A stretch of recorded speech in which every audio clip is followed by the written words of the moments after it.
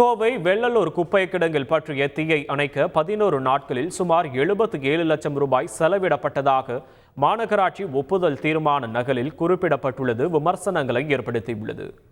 கோவை மாநகராட்சியில் சாதாரண மாமன்ற கூட்டம் மாநகராட்சி கூட்ட அரங்கில் இன்று நடைபெற்றது.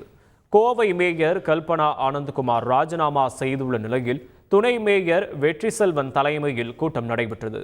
இந்த கூட்டத்தில் 333 தீர்மானங்கள் கொண்டு வரப்பட்டன.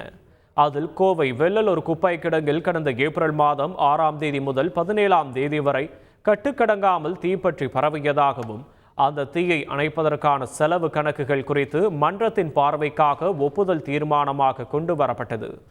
அதில் மொத்த செலவு 76,70,318 காட்டப்பட்டுள்ளது.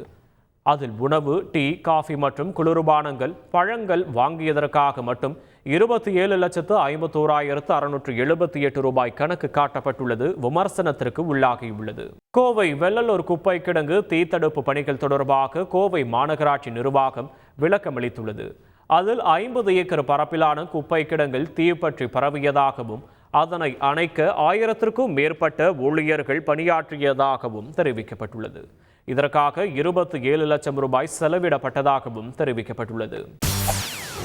செய்திகளை உடனுக்குடன் தெரிந்து கொள்ள உடனே சப்ஸ்கிரைப் பண்ணுங்க.